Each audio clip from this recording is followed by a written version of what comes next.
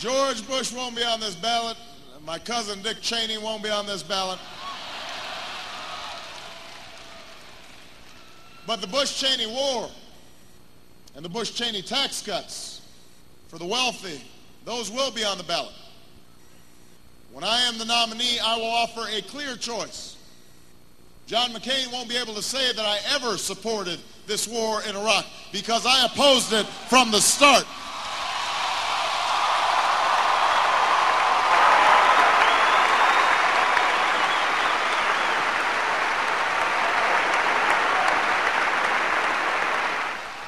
Senator McCain said the other day that we might be mired for 100 years in Iraq.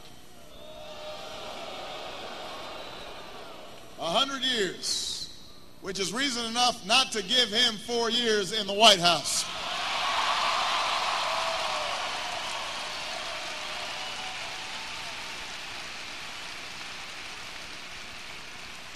If we had chosen a different path, the right path, we could have finished the job in Afghanistan and put more resources into the fight against bin Laden. And instead of spending hundreds of billions of dollars in Baghdad, we could have put that money into our schools and our hospitals, rebuilding our roads and our bridges. And that's what the American people need us to do right now.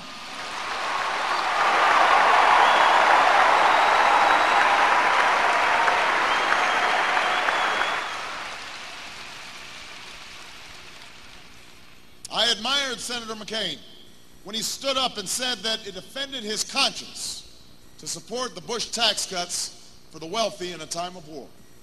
That he couldn't support a tax cut where so many of the benefits go to the most fortunate. That's a quote. But somewhere along the road to the Republican nomination, the Straight Talk Express lost its wheels because now he's all for those same tax cuts. Well, I am not. We can't keep spending money that we don't have in a war that shouldn't have been fought. We can't keep mortgaging our children's future on a mountain of debt. We can't keep driving a wider and wider gap between the few who are rich and the rest who are struggling to keep pace. It is time to turn the page and write a new chapter in American history.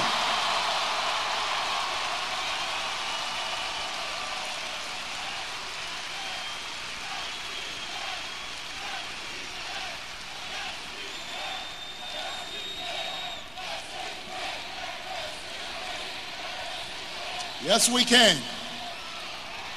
We need a new direction in this country.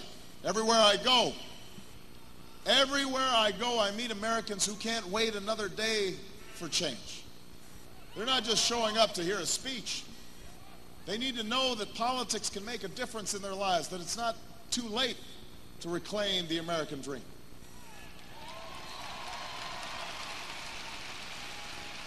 It's a dream shared in big cities and small towns, across races and regions and religions.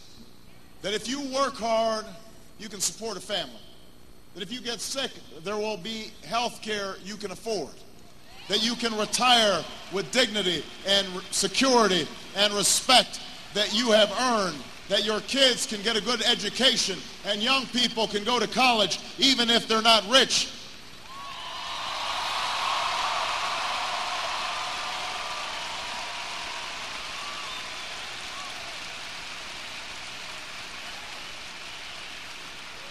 That is our common hope.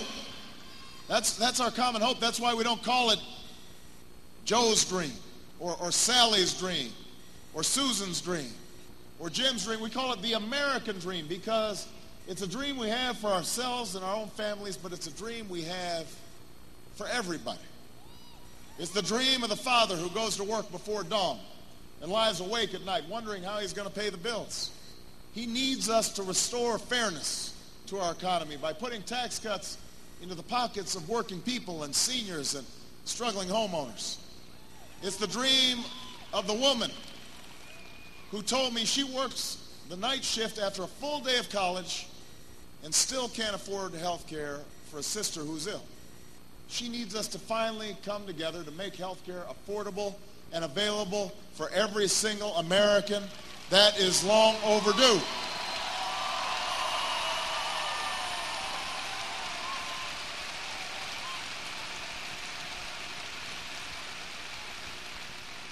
It's the dream of the senior I met who lost his pension when the company he gave his life to went bankrupt.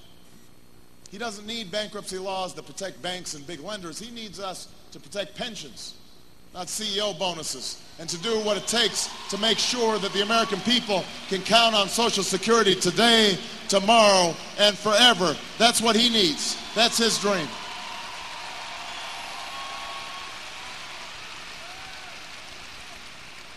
It's the dream of the teacher who works at a donut shop after school just to make ends meet. She needs better pay and more support and the freedom to do more than just teach to the test, because we want our children learning art and music and science and literature and history.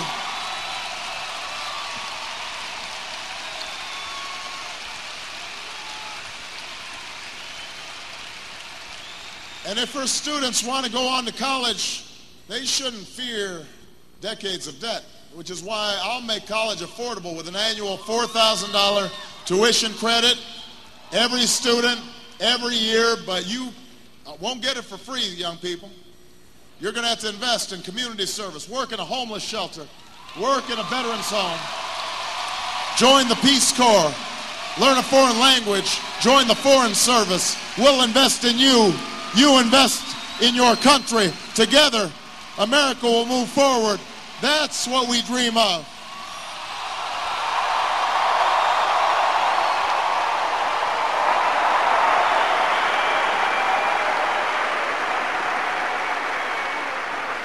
That is our calling in this campaign. That's our calling, to reaffirm that fundamental belief. I am my brother's keeper. I am my sister's keeper.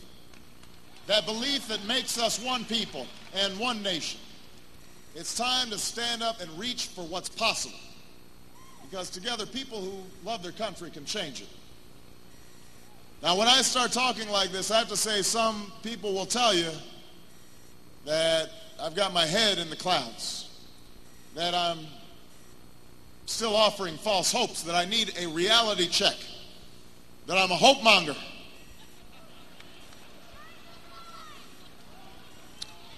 But you know, it's true. My own story tells me that in the United States of America, there's never been anything false about hope, at least not if you're willing to work for it, not if you're willing to struggle for it, not if you're willing to fight for it.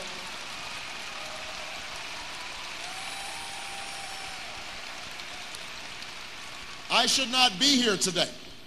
I should not be here today. I was not born into money or status. I was born to a teenage mom in Hawaii. My father left us when I was 2. But my family gave me love, they gave me an education, and most of all, they gave me hope. Hope that in America, no dream is beyond our grasp if we reach for it and fight for it and work for it. Understand this.